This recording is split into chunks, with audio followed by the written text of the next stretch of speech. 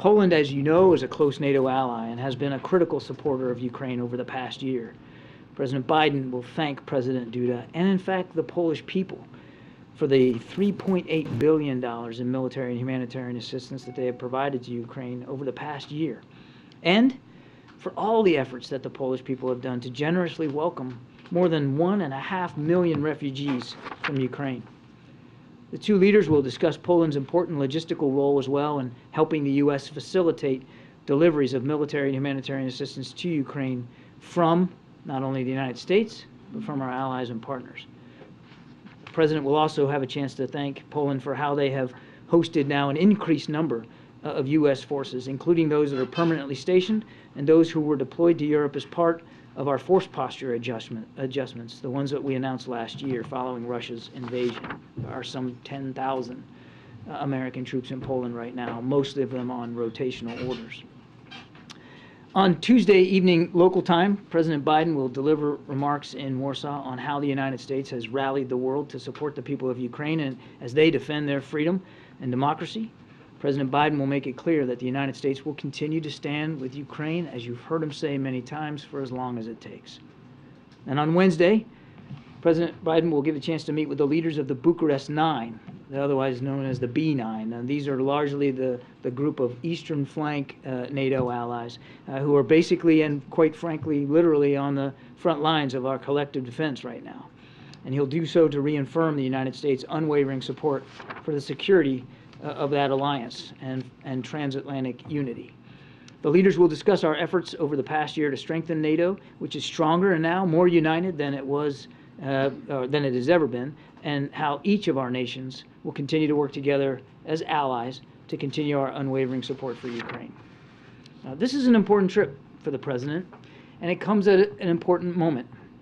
It also follows days of diplomacy at the Munich Security Conference, where the Vice President, the Secretary of State, the Senior Director here at the NSC for Europe, and many other cabinet members, administration officials, members of Congress are all meeting with our allies and partners to discuss our enduring support for the people of Ukraine, as well as our transatlantic unity and our ironclad support for our NATO allies in light of all the changes to the European security environment over the last year.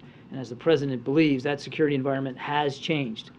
Not is changing, not will change, has changed. In fact, Vice President Harris is meeting with foreign leaders, including Chancellor Scholz of Germany, President Macron of France. Tomorrow, the Vice President will deliver a keynote address about our support for Ukraine and the atrocities that Russian forces continue to commit against the Ukrainian people.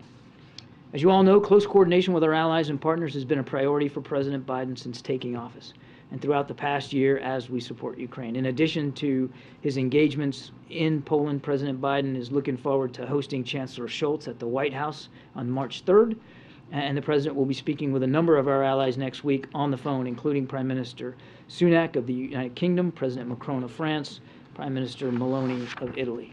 As we approach the one-year mark since this invasion, we can proudly say that our support for Ukraine remains unwavering, and our alliances and our international coalition in support of Ukraine remains stronger than ever. And with that, I'll have you take some questions. Oh, we're back to my age again. Yeah. Thank you very much. No, go ahead, Scott. Actually, I had a brief follow-up on the balloon incidents from earlier this week. Okay. Had you seen a story in Aviation Week that an Illinois hobby club feels like their balloon might have been a candidate for the balloon shot a week ago? That press report. Any response to that, because it's very particular location and the last set of data that they got? Yeah, we just can't confirm those reports or what the remains of that balloon might actually end up being, and we haven't recovered it, so it's very difficult till you can get your hands on something to be able to tell. And because of where it is over Lake Huron, I mean, we all have to accept the possibility that we may not be able to recover it. But quick follow on, the President said yesterday, he stood by it, that it was out of an abundance of caution. But an anecdote like this, does it make any sort of reconsideration of perhaps this was an overreaction at any point over the past week? So I'd ask you to, just for a second, put yourself in his shoes. Especially, certainly in light of the Chinese spy balloon and what was a very real, certainly very sizable, and tangible security threat, surveillance threat to the United States in the wake of that. So The military fine-tunes their radar parameters to see more, and of course they're finding more. And you got these three, and they're unidentified. They're not responding to any kind of communication, so we don't know who owns them or what their purpose is. And they're flying in sovereign U.S. airspace. They're also at altitudes that could affect the safety of civilian air traffic, and based on the flight path and the prevailing winds, potentially moving over sensitive military sites. And the military leaders come to you and they say, Mr. President, we don't know what these are.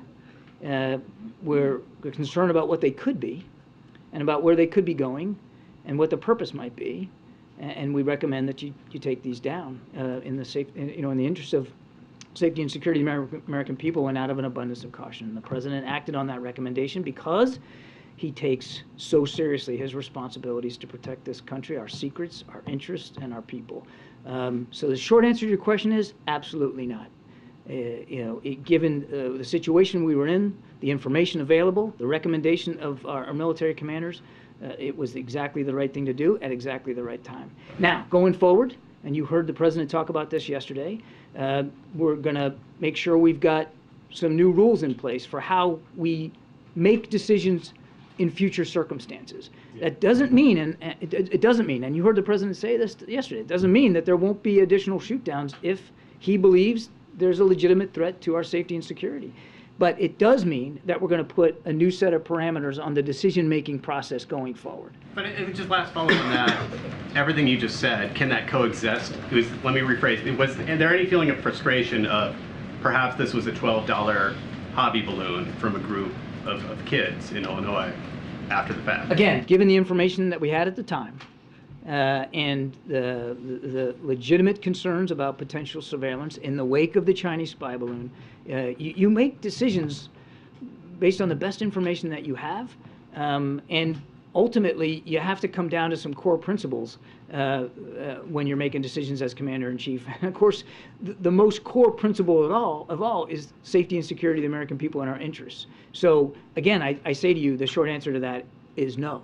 And frankly, given the circumstances in light of what happened with the spy balloon, wouldn't that be a better outcome if it turns out that they were in fact civilian or recreational use or a weather balloon and therefore benign, which is what the intelligence community thinks? Isn't that a better outcome than to have to think about the possibility of greater threats to our national security?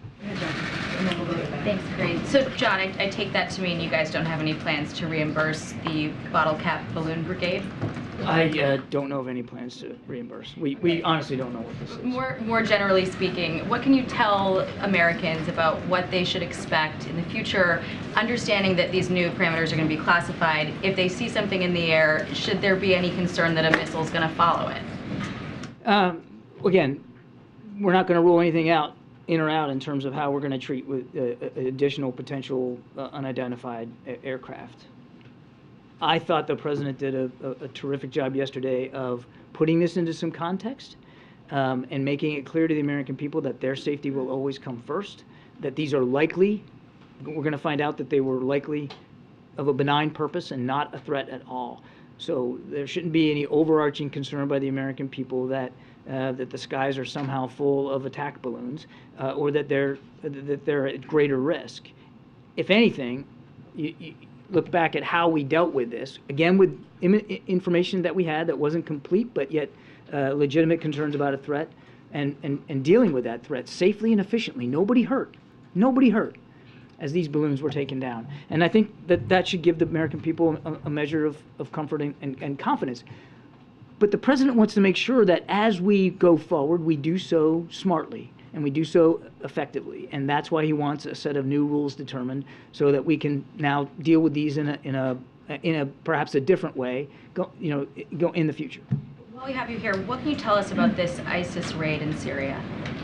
Yeah, so I think you saw Central Command put a statement out that last night U.S. military and SDF partnered forces conducted a helicopter raid against an ISIS senior leader, a man named Hamza al-Hamzi.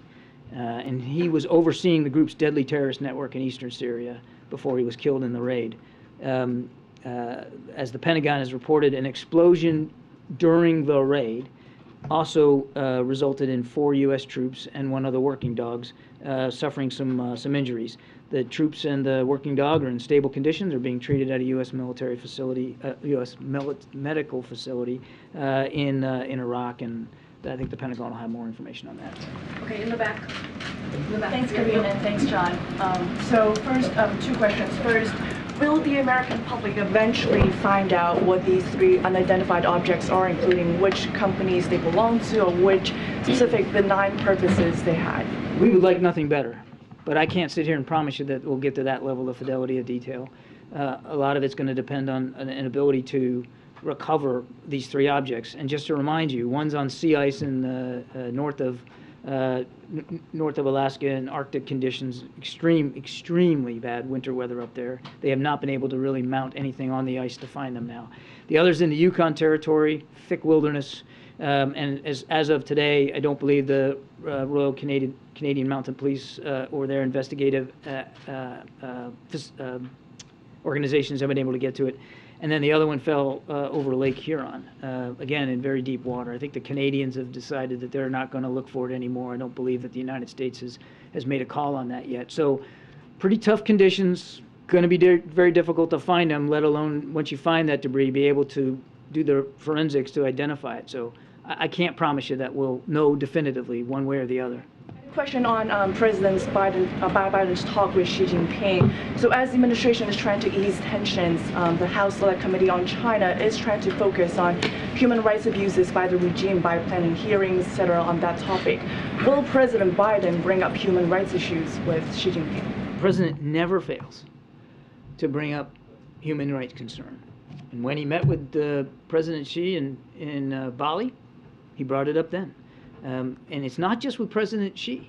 The president believes that you have to lead with your values, particularly in foreign policy. He's never shy about bringing that up.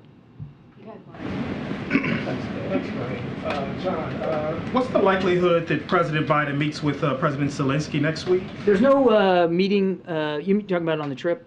There's no meeting with President Zelensky scheduled for the trip right now. And related to President Xi and that call with President Biden as well, have tensions cooled enough to where the two leaders could jump on the phone together right now? There is an open line of communication, and I'm not denying that there aren't still tensions, particularly in the wake of the spy balloon. We don't believe it's the appropriate time right now for Secretary Blinken to travel to Beijing, and you heard the president that he will want to have another conversation with President Xi, as you might expect that he would, but we don't have anything on the schedule right now, and we'll have to do that at the time when the president believes it's appropriate. What's really important here, and I know the question was about President Biden and President Xi, is that the lines of communication with the PRC remain open. I recognize that there are tensions, but Secretary Blinken still has an open line of communication with the foreign minister. We still have an embassy in Beijing with a terrific ambassador, Nick Burns, and the State Department also can communicate directly with the PRC's embassy personnel here. So the lines are open. Unfortunately, the military lines aren't open. And that's really what we would like to see amended. And it was, of course, curtailed after Speaker Pelosi's trip to Taiwan. Is there a precondition for a call? There's no preconditions for a call. The president will want to have a conversation with President Xi at the appropriate time. Good. Thank you. Thanks, Kirby. Just a quick one on the president's trip to Poland. Is he going to be making a stop to Rzeszów or anywhere other than Warsaw? Right now, the trip is going to be in Warsaw. Before the Chinese spy balloon incident led to a fine-tuning of radar, how was the administration tracking these flying objects, if at all? Let me go back and I want to answer your first question again. I said right now. The trip will be to Warsaw. So I didn't want to make it sound like I was alluding to a change to it. And your second question was, how were we tracking these before? Correct, because the reason why you were able to detect and shoot down these 3 objects, the president said yesterday, was because they adjusted the radar. Correct, yeah. So yeah. What were you doing before, if anything, to track aerial objects? The commander of NORAD, General Van Herk, spoke to this last week, and the way he characterized it was that they were tuned to look for defaulted to look for other types of threats in our airspace, fast-moving, lower altitude, more kinetic potential threats, such as ballistic or cruise missiles or bomber or fighter aircraft. That's what their focus was, that they had not adjusted the, as he called it, gates on the radar, the filters, to look for things that were much higher, much slower, and a smaller radar cross-section, harder to see. So, as we said the other day, when you adjust for that, you're likely to see more of what you're asking the radar to look for. But it just wasn't set for that. He was focused on other types of threats, more kinetic threats to our, or potential kinetic threats in our airspace. So it sounds like, yesterday the president said that he wanted to work to establish a better inventory of unmanned airborne objects. Does that mean currently there is no inventory? I wouldn't say there's none, but I think it's fair to say that he wants us to focus a little bit more on this particular issue and learn more about what's out there, what's up there, quite frankly. Got it. And then how long do you think it will take to implement this 4-step plan? And what will you do in the meantime? Is the policy to shoot them down before you implement these 4 things the president wants? No, I think you can imagine that even though we're still working on the policy parameters, that we're going to continue to follow a very deliberate, thoughtful decision-making process here, should there be another track. There aren't any right now. I can't give you a timeline specific to the calendar about when we'll be done this work, but it won't take very long. I think in a matter of days we'll be able to transmit to Congress the classified parameters. We're still working out through the interagency right now and get those to the Hill within days, I think, and then we'll be executing on it. So there's not, I don't want to leave you with the impression that there's going to be some big old air gap between him wanting these parameters written and us being able to execute on them. How long do you think it'll take? I mean, we're already in many ways using some of those parameters just informally as we're looking at the skies. Again, there's no active tracks right now. So I think it'll just be, we'll transmit these parameters within coming days. It won't be very, very long. And it's not like it's going to be sent to be debated on or voted on. It's going to be our parameters defined by the National Security Council team and the interagency on how we're going to deal with this. Thank you. So a question on the trip to Poland. Polls show American support for Ukraine has softened somewhat. There's obviously concerns about House Republicans not going along with more support for Ukraine. How does the president try to square that with his message of support on the trip? And is his audience, would you consider it to be a domestic audience back home, or is his audience Russia and other countries in Eastern Europe? The president well knows that whenever he speaks, he's speaking to people all around the world, as well as, of course, the American people. But I think you'll hear messages in the president's speech that will certainly resonate with the American people, certainly resonate with our allies and partners, without question resonate with the Polish people who have done so much and continue to do so. And I would suspect that you'll hear him messaging Mr. Putin as well as the Russian people. Now, I want to go back to your first question. Is it almost assumes as if support's going to wane or waver or dwindle, and that's just not how the president sees it. Yes, there are a small number of members on Capitol Hill, in House Republicans specifically, that have expressed publicly their concerns about support for Ukraine. But if you talk to the House leadership, you won't hear that. And you certainly aren't going to hear it on the Democratic side, and you don't hear it in the Senate. There has been terrific bipartisan support through the entire year. Think about what we've done over this year. All of it has been done in the full consultation and coordination with Congress. There's no such thing as a blank check. We're all doing it together. And the support from Congress has really been extraordinary, and the president looks forward to that support continuing. Thank you very much. Is the president prepared to send U.S. fighter jets to Ukraine? What's the current thinking? We talked about this. I think the president actually got asked this question, and he spoke to it. I don't have anything to add from what the president said. I'll just tell you that we remain in constant communication with the Ukrainians about what their needs are. And those needs have evolved as the war has evolved, and we'll see where this goes. If Poland has MiG-29s at Ramstein Air Base, is the U.S. prepared to facilitate the delivery of those MiG-29s? And I don't know of any request by the Poles to transmit their M20, their MiG-29s to Ukraine. We have never dictated to another partner what they can or can't give or on what timeline. And if one of our allies and partners wants to provide fighter aircraft to President Zelensky, that's certainly a sovereign decision that they have every right to make, and we would welcome that. My last follow-up on this, there's $100 million in the appropriations bill in July to train Ukrainian pilots on U.S. aircraft.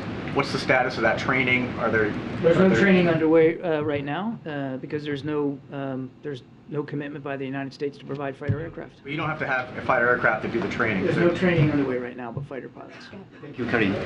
On President Biden's trip to Poland, can we expect any deliverables during this trip, like a new military package for Ukraine or a new framework of support for Ukraine? And another one, you just mentioned at the beginning of this press briefing that there are 10,000 U.S. troops in Poland. Why there's no meeting with the troops on President Biden's schedule? The president routinely visits with the men and women of the military and their families. So does the First Lady. You can't look at a single set of remarks he ever gives, including yesterday, where he doesn't call out the troops and how prideful he is in them. This particular trip is a short one, and it's going to be focused on events in Warsaw. You never want to make it about you when you're up here, but as a veteran myself, I can promise you I never worried, ever, when he was vice president or certainly as president, about his concern for the welfare of the men and women in uniform and their families. Not a single bit. And what about the first question? I was trying to ignore the first question. I thought that if I was eloquent on my second answer, so I'm not going to get at the president. I think you can understand that. We have been consistent in rolling out additional security assistance packages to Ukraine on a fairly routine and regular basis, and that will continue. I'm not going to get ahead of the president's remarks. After you've spoken with other allies, sorry. I will say that I think you'll hear from the president in his speech continued tangible support for Ukraine going forward. I mean, he will talk about the ways in which we're going to continue to support Ukraine going forward.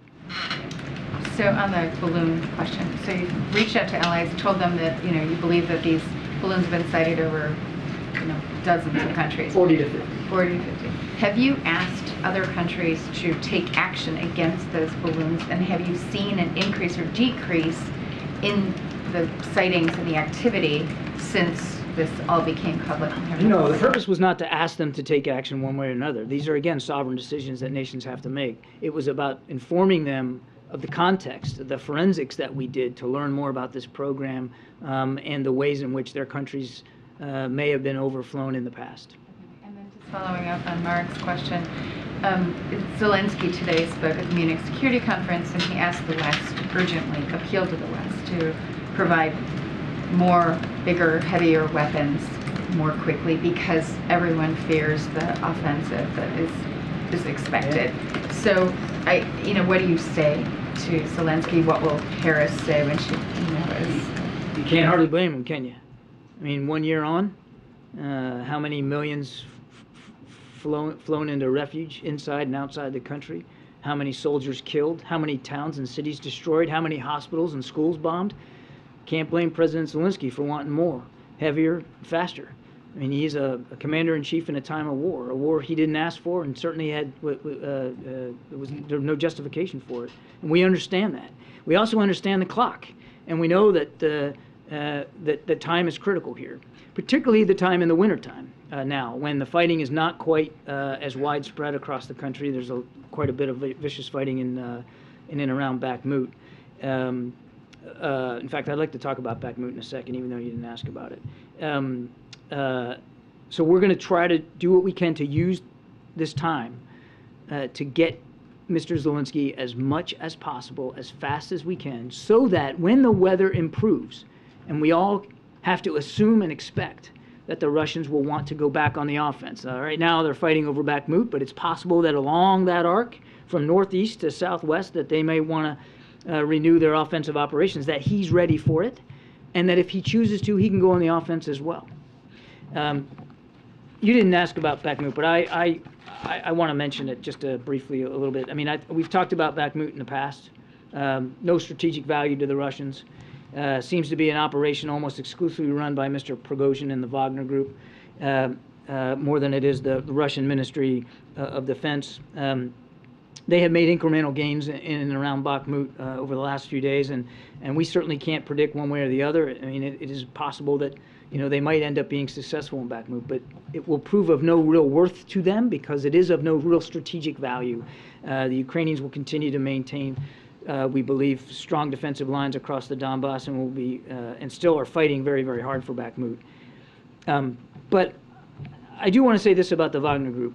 Particularly with respect to Bakhmut. I mean, again, they're treating their recruits, largely convicts, as basically as cannon fodder, throwing them into a literal meat grinder here in human ways without a second thought. And while fighting in Ukraine, we estimate now that Wagner has suffered more than 30,000 casualties, including approximately 9,000 killed in action. About half of those who were killed, Wagner folks, contractors who were killed since mid-December. So think about that. 2.5 months, 9,000 killed, as the fighting in Bakhmut has intensified. Based on previous intelligence, we estimated that about 90% of those killed in the December fighting alone, just in December, were convicts. Men that he just plucked out of prisons and threw on the battlefield with no training, no equipping, no organizational command, just throw them into the fight. 90% killed were convicts. We believe that Wagner continues to rely heavily on these convicts in the Bakhmut fighting, and that doesn't show any signs of abating. I know you didn't ask that question, but I wanted to get that out there. Yeah, thank you. Does it remain the case that no companies, institutions, or other entities have come forward to the federal government to claim possible ownership of the 3 objects that were shot down? As far as I know, it is true that no one has come forward to claim ownership. Okay, and so that Illinois group, they've not come forward? I'm not aware of any formal process or official process on behalf of that group to come forward. We've seen the press reports. Yeah. Have you identified any possible entities that could be responsill for Not these? that I'm aware of, no. So you have no possible leads on where these objects might have come We don't, sir. And I think it'll be very difficult to make some sort of positive identification unless you can get to the debris, and even that could be a difficult process. On the debris, I mean, there's no way to identify it without looking at the I mean, unless an organization comes forward and knows definitively that it was their property, but I mean, even that might be difficult for that entity to know. Is the government going to try to reach out to this Illinois amateur? I know of no outreach to that group. We don't have the debris. There's no way to positively identify it. Thanks. Yeah. Thank you. One quick question regarding the Chinese balloon. Can you tell us what's been determined from the wreckage that was found from that particular balloon? No, I can't, because we're not done doing the analyzing.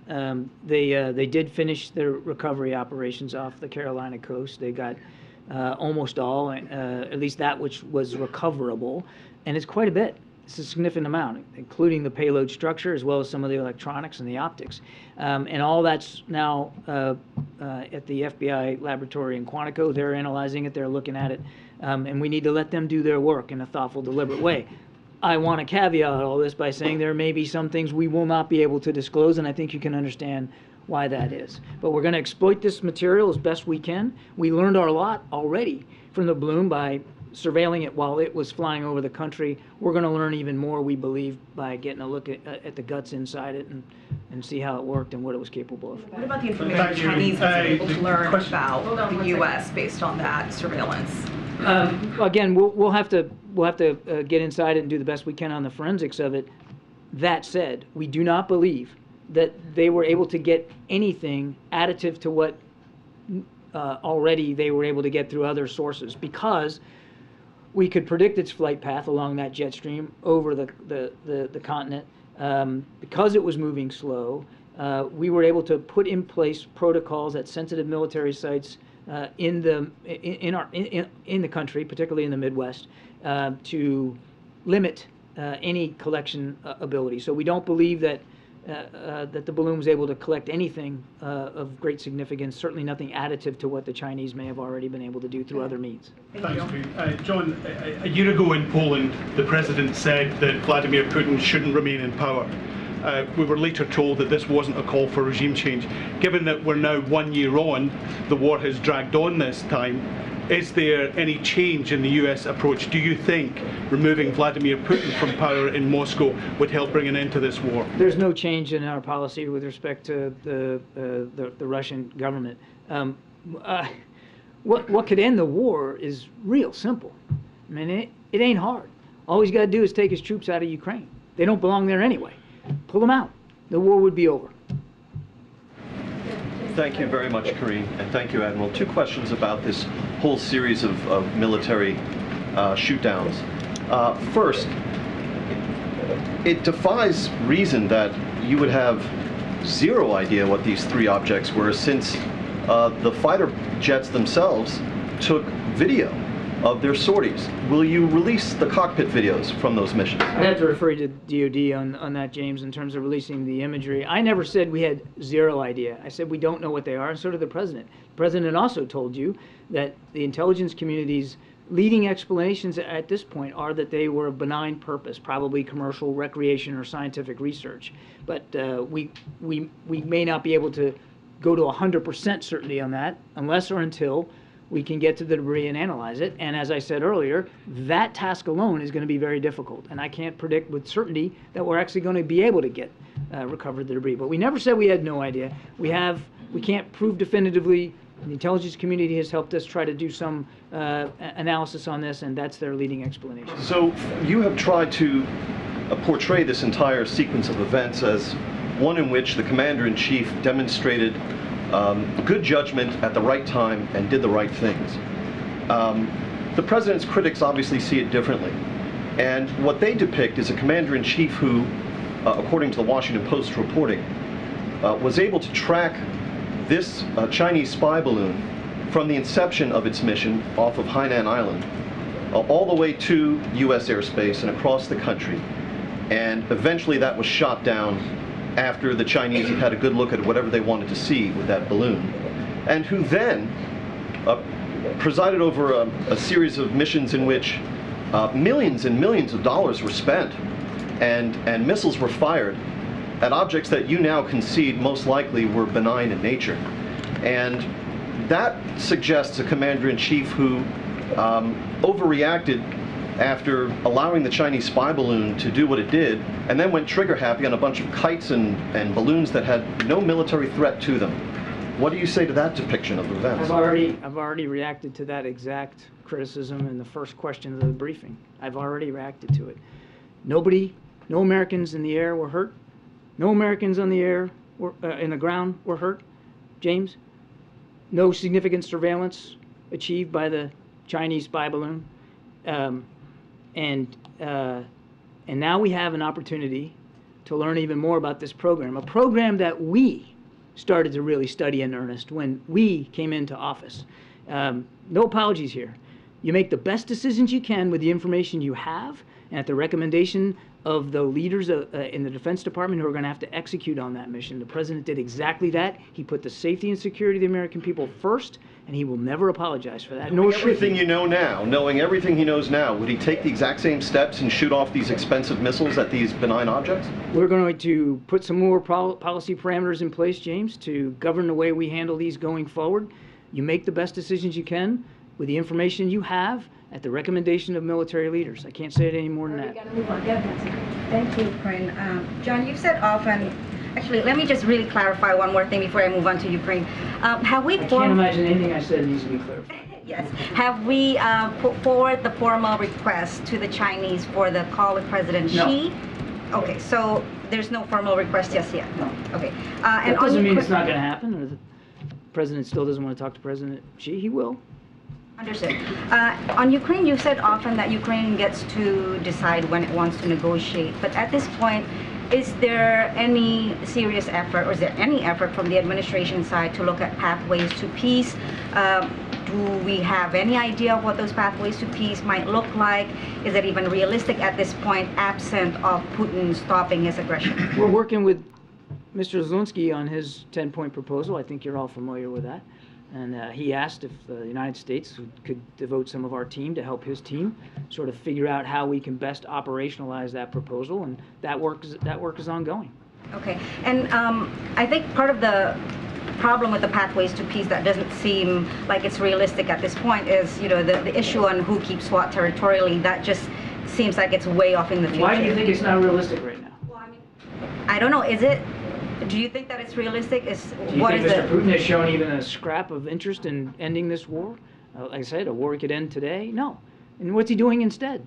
Launching cruise missiles and drones into civilian infrastructure, knocking out the power, knocking off the heat, killing kids, sending kids to camps inside Russia, buying drones from Iran and trying to buy artillery shells from North Korea.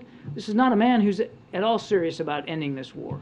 And quite frankly, it shouldn't have to end through negotiations. Now, that's likely the way this will go when President Zelensky's ready for it, but he could end it now just by pulling his troops out. He has shown no indication of being willing to do that, and so there cannot be a serious peace proposal or negotiation until the Russians have shown even a scrap of interest in actually stopping the murder and the slaughter of innocent Ukrainian people. And in the meantime, as President Zelensky very eloquently said over in Munich, there's a need, a real need, an urgent need for the rest of the global community to come together and support him so that his troops can succeed on the battlefield. And that's what we're going to stay focused on right now. Okay. So that if and when he does negotiate, he can do it with a position of strength.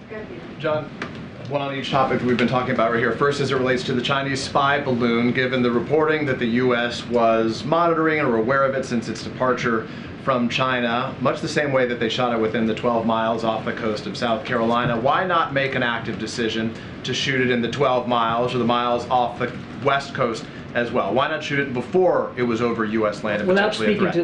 Without speaking to the veracity of this reporting, I would, and the specific nature of our ability to track it, the NORTHCOM commander, NORAD commander, General Van Herk has already spoken to this in terms of why he didn't take action at the time. Wasn't he speaking to when it was over the United States? No, he was speaking to, he got asked specifically about approaching Alaska and why he didn't take action, and he talked about no hostile intent, no hostile threat, and concern for lives and livelihood on the ground. Do we have a domain awareness gap? He has said, he has identified a domain awareness gap. As part of this review that's taking place in some So form. it's not a review. We're simply developing. Part of this effort. We are developing new policy parameters that are going to be helping us with the decision-making process, Peter. Now, General Van Herk talked about a domain awareness gap. Some of that gap has been addressed by fine-tuning the radars and making them more sensitive to things that are high, slow, and small. And we'll certainly continue to work with the Defense Department as they begin to move forward. They got a new budget they're working on. If there needs to be more resources applied to this particular challenge, then that's certainly a conversation worth having. Then lastly, about the trip. In late January, the administration announced dozens of Bradleys would be sent to Ukraine. Any update? Those obviously needed to be built. Any update on the timetable within which those will be delivered to Ukraine? I think you're getting a little confused. The Abrams tanks are being procured through. Correct. I meant to say funding. yes. Correct. They are. I don't know where they are in the procurement process. That's a better question for the Defense Department. I'd refer you to those guys. But it's going to be many months before they can be contracted for, built, and procured, and getting them into Ukrainian hands. It's going to be a while. Good, Ariel. Thank you. When the president says he's going to support Ukraine as long as it takes, does it mean that if President Zelensky decides to launch a battle to retake Crimea, the president would support him as well? And another question, can you confirm that the top Pentagon official has arrived in Taiwan for a visit? On the first question, I'm not going to get into a hypothetical. I'm certainly not going to hypothesize about potential future operations that the Ukrainians might or might not conduct. That's up to President Zelensky and his team. When President Biden says as long as it takes, he means as long as it takes. He's not trying to be cute by half. There's no special way to interpret that. He means as long as it takes. Hopefully it won't take any longer than another day or so. But I think we all know that's not the case. So when he says it, he means it. And I think all you got to do is look back at the last year, at the at the unprecedented amount of assistance, security assistance alone. Forget about just the financial and humanitarian assistance that the United States has not only provided but led the world in providing.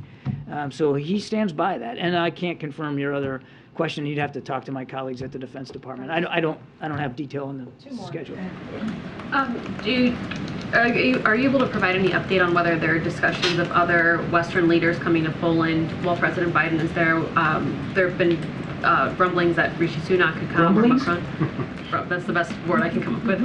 Grumblings that what? Grumblings that Rishi Sunak, Macron could come to Poland while the president is there next week. Yeah, I don't know of any plans. That you'd have to talk to their offices about their travel. As I said, he does look forward to meeting with the B9, the Bucharest 9 leaders. So there will be leaders from the eastern flank countries of NATO coming to Warsaw to meet with the president, with President Duda.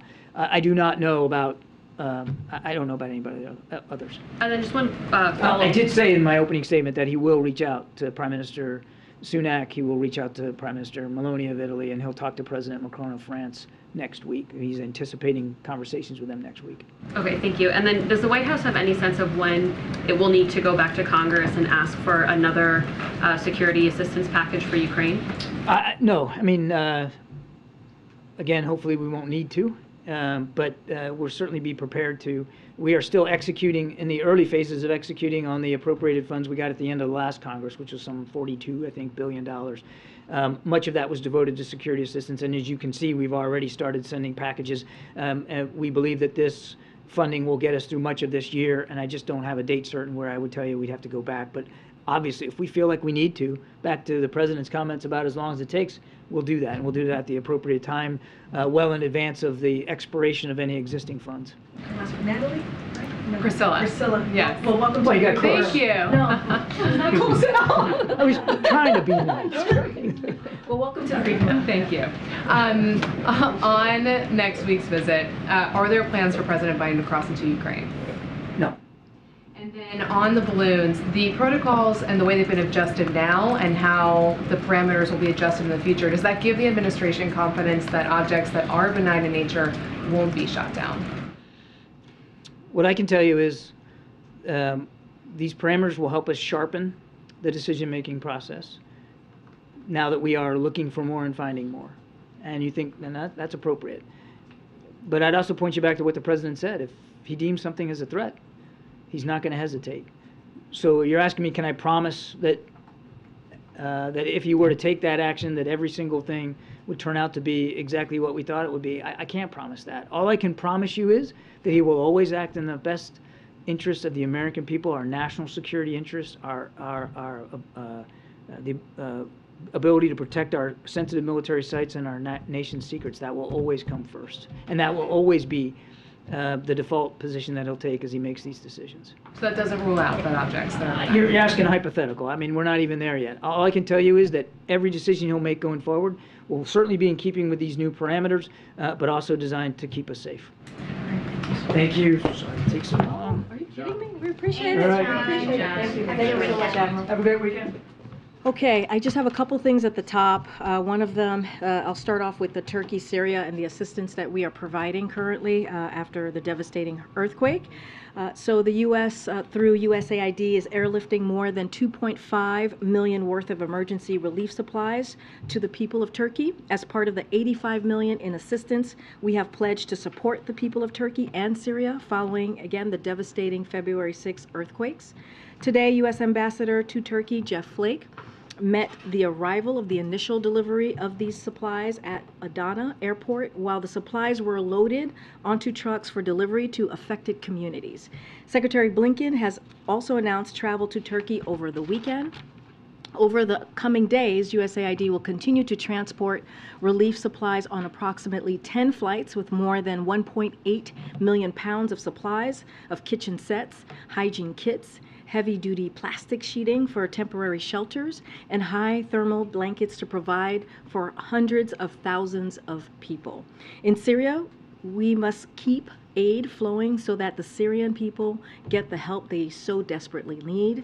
The decisions earlier this week to open 2 additional border crossings for UN convoys is welcome, but long overdue, and we must ensure that they cannot be turned off on a whim. We believe that a Security Council resolution codifying the opening of additional border checkpoints in Security Council resolution is the best way to do that, and will continue pressing that forward. I also want to say a few words about Senator Fetterman, and before we continue, millions of Americans, as you all know, go untreated with depression every day. Senator Fetterman did the right thing and brave thing today or just this week by getting the help that he definitely needs. So the president is committed to making sure every American can get help they need too, which is why he made addressing mental health a priority from his earliest days as president. His administration has made unprecedented investments in expanding access to mental health services, including better incorporating mental health into the broader health care system, securing bipartisan funding to get more mental health resources to schools, and bolstering the 988 suicide hotline. In his State of the Union speech just last week, the president continued to call for Republicans and Democrats to work together to get this done. As the president and First Lady shared this morning, they are thinking about John, Giselle, and their entire Fetterman family today, and they are grateful to Senator Fetterman for being an example to this. And briefly, and last, I want to say to all of you, yesterday Secretary Walsh announced that he will step down from his role as Labor Secretary in the upcoming weeks. As the president said in his statement about the secretary's departure, Secretary Walsh is one tough union chief, and his record at the Department of Labor is a testament to the power of putting a card-carrying union member in charge of fighting for American workers.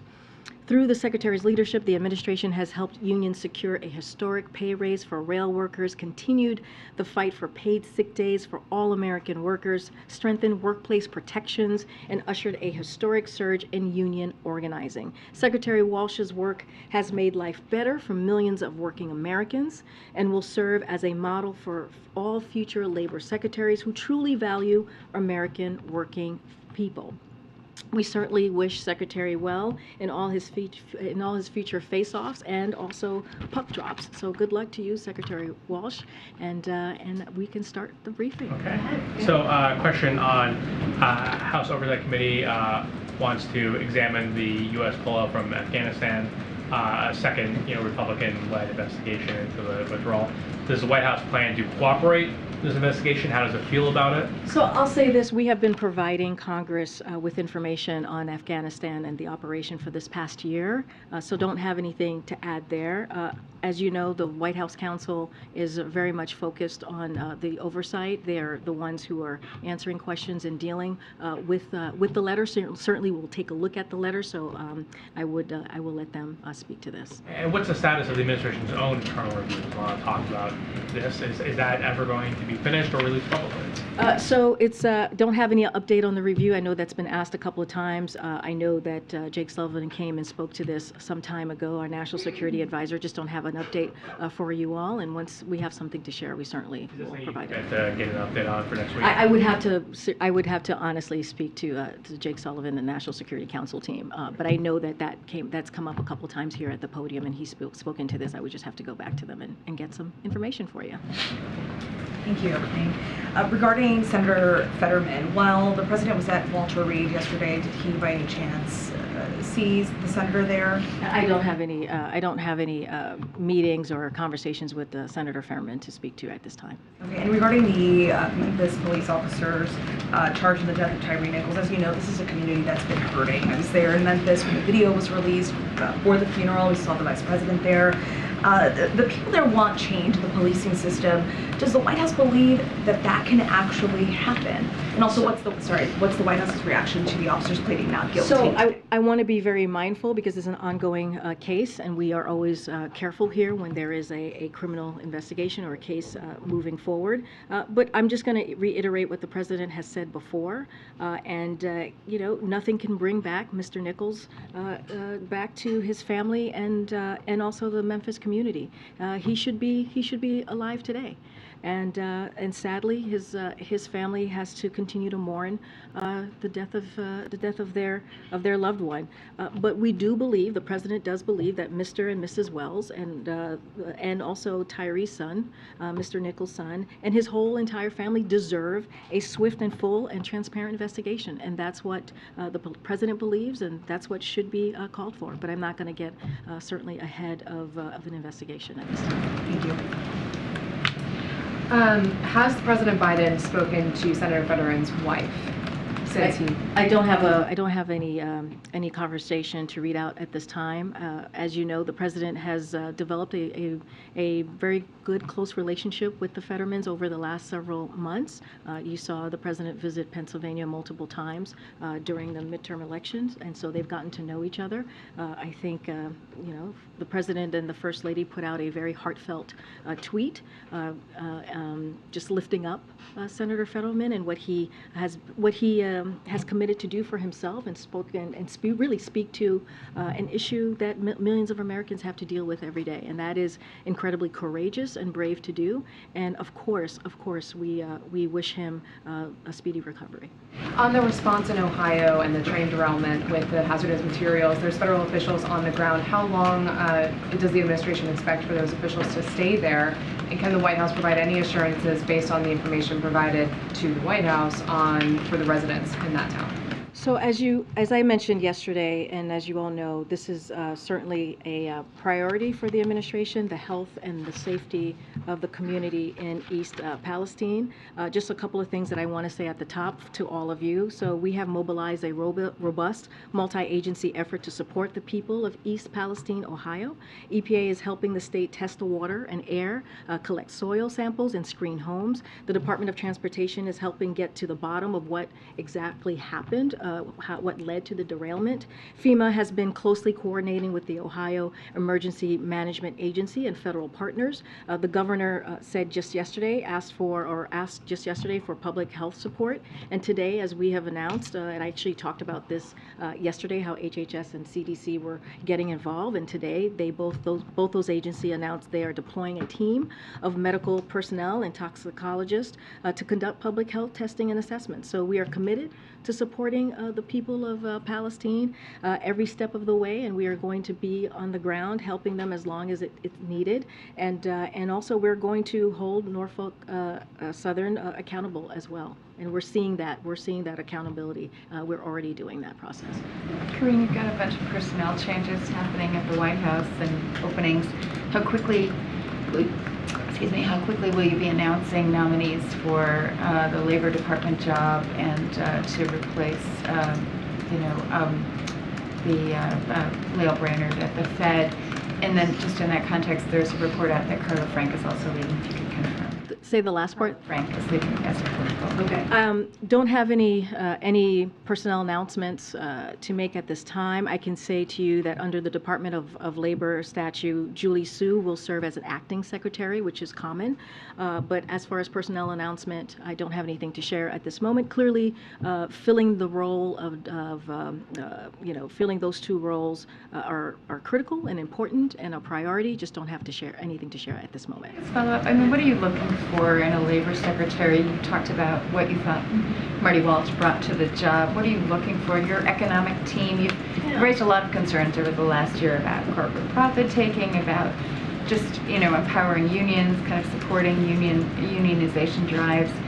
Are you looking for a strong labor leader, and is that something that you also would like to see in the next person to go to the Fed? Yeah, I think that's both very good questions. I'm going to leave that to the president to decide what it is that he's looking for in those two key critical positions. No one's going to replace Marty Walsh. He was one of a kind, as I just laid out, and incredibly effective. And we are very, very thankful for his service and wish him well.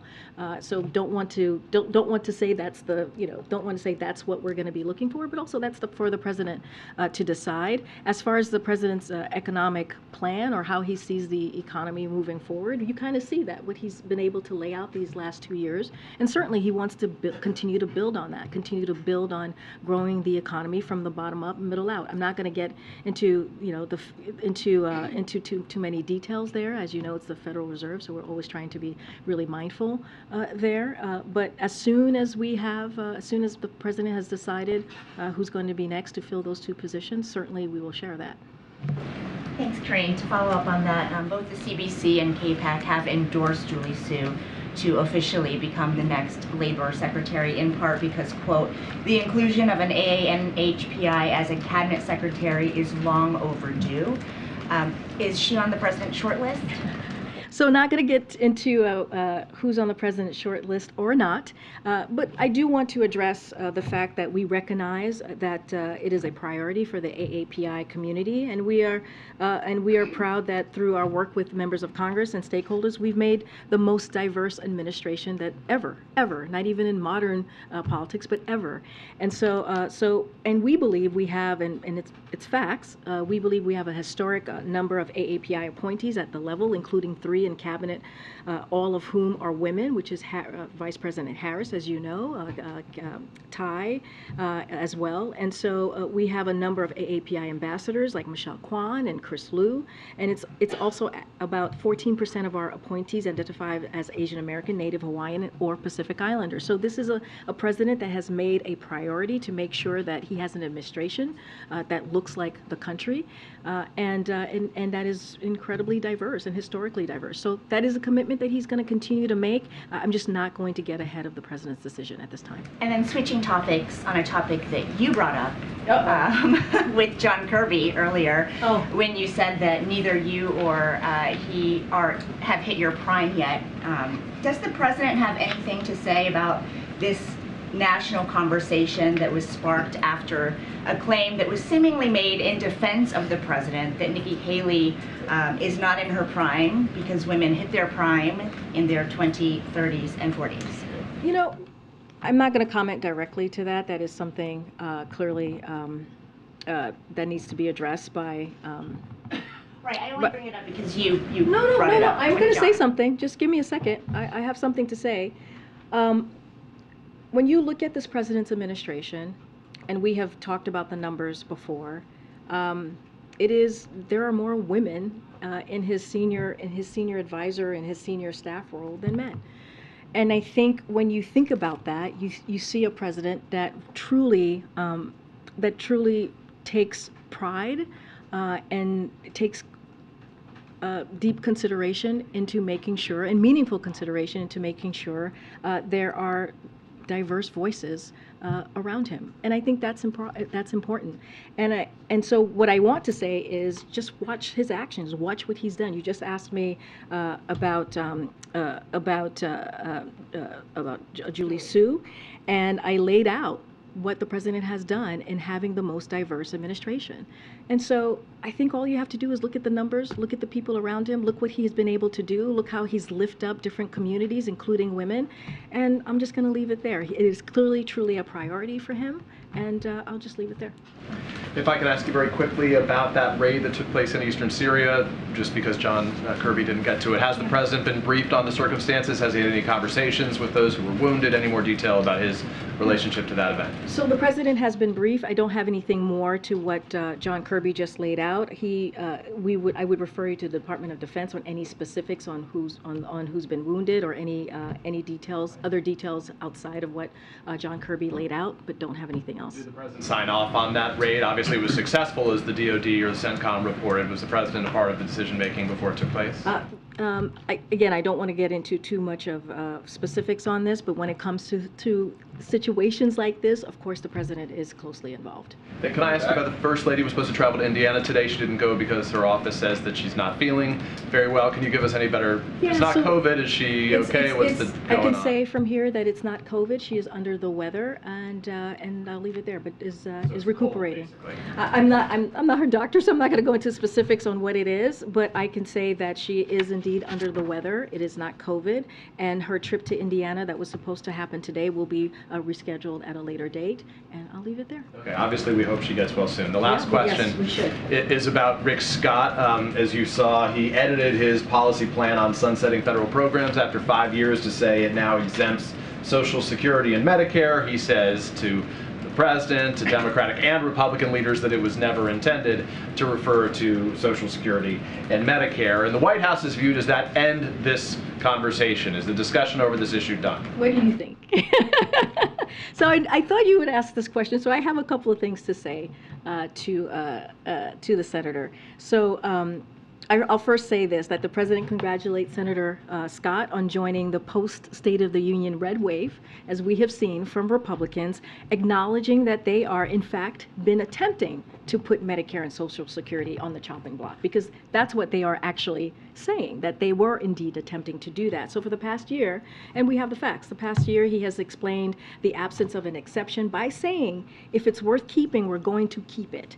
But make no mistake, his true colors are undeniable and on the record. They have been speaking at both sides of their mouths here. That's what Republicans in the Senate and Congress more broadly have been doing. Cutting Medicaid and Social Security benefits is a long-standing passion of Senator Scott's, as it is for a majority of the House Republicans who comprise the Republican Study Committee and many of his Senate colleagues, ranging from John Thune and to Ron Johnson. And so, for example, in 1990s, Senator Scott supported fully privatizing Medicare, and let's not forget, just weeks ago, they all said and were saying that they wanted to repeal the Inflation Reduction Act. By doing that, you certainly it would be one of the biggest cut to Medicare benefits if you were to do that. And let's not forget, the Inflation Reduction Act actually cuts down the deficit by $200 billion. So we thank Senator Scott for continuing to share his heart with the world.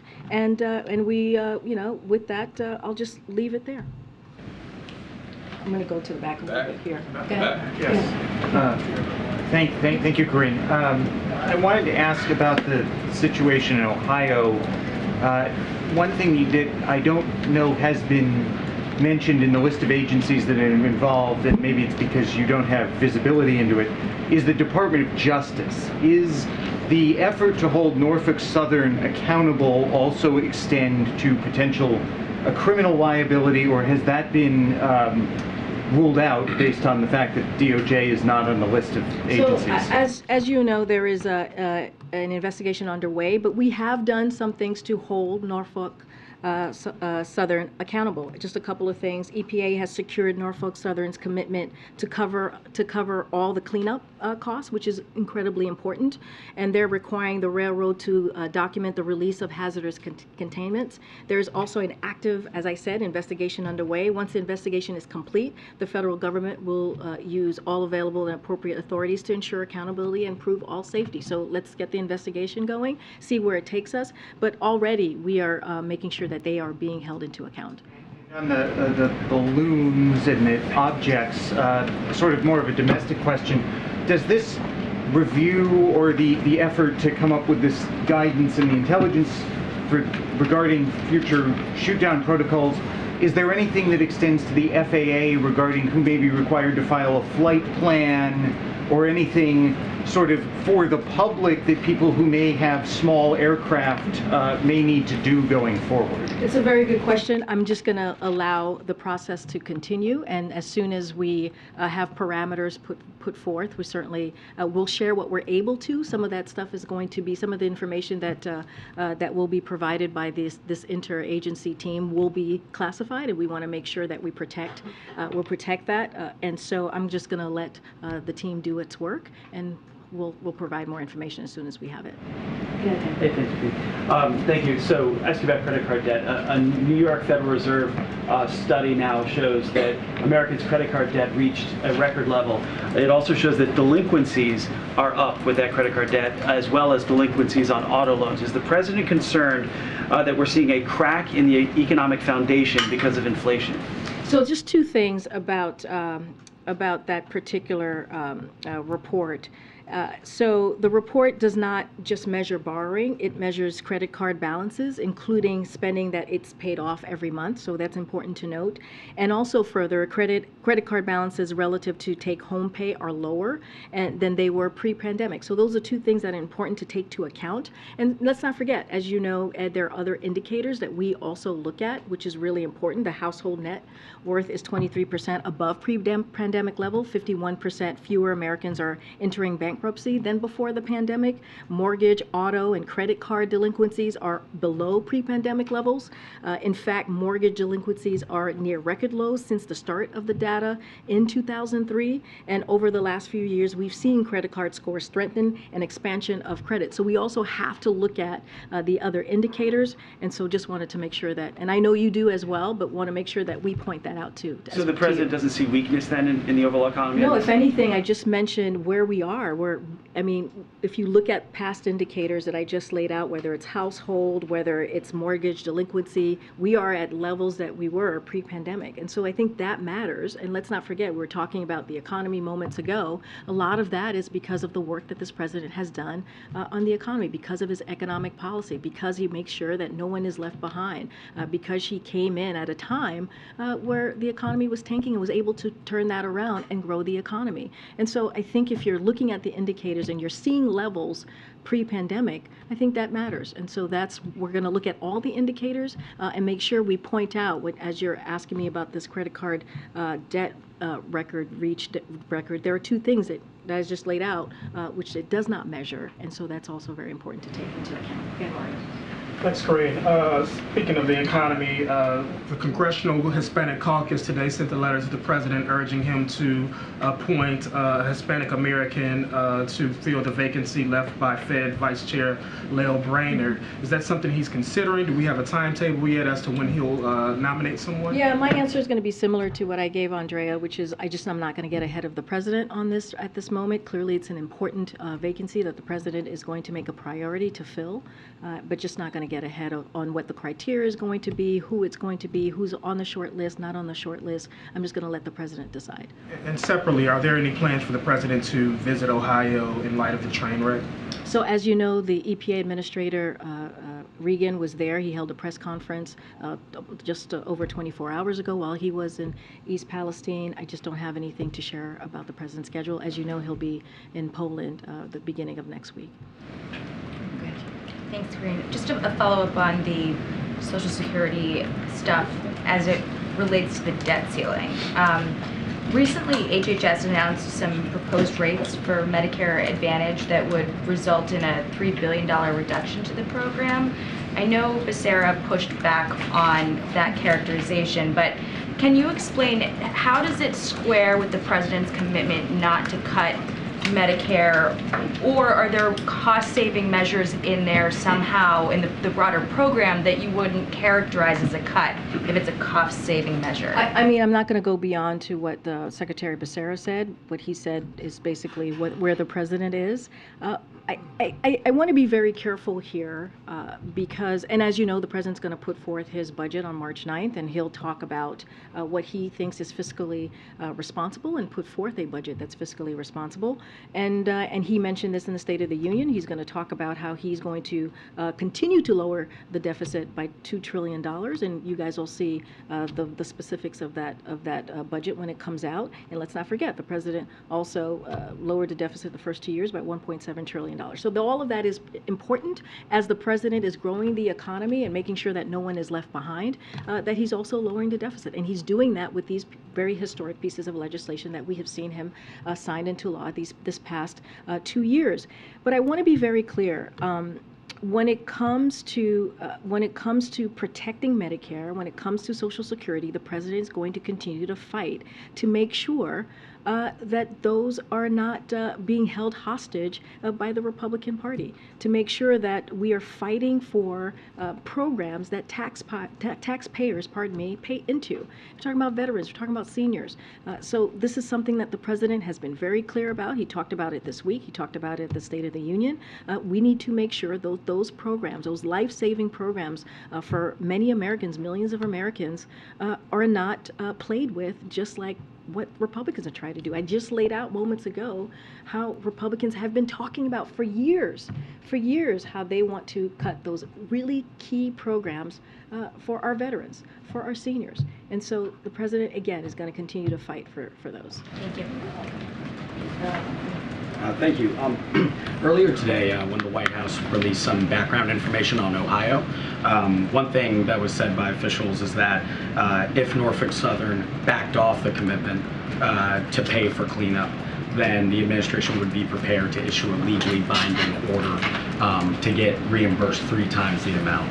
I'm wondering if that was just like a warning, or if there has been indication thus far, a recent indication from the company, that they could back off that commitment. So I don't have any indication that they are backing off of that. I just laid out how that EPA is requiring or the company has committed to cover all cleanup costs. That is something that EPA has worked very hard on and is making sure that the company is doing. And from what I understand, they are going to do that. And as I said before, there is an investigation underway, and we'll know more, but I don't have any indication of what you just laid out. It was also said that a CDC team, as you were saying, was being dispatched, that they're going to be on the ground on Monday. I'm hoping you can kind of explain for people just why they're only hitting the ground on Monday, why it's not happening actually now, but also why it didn't happen. This has been going on for a couple weeks now. Well, I want to be very clear. On February 4th, we had folks on the ground within hours.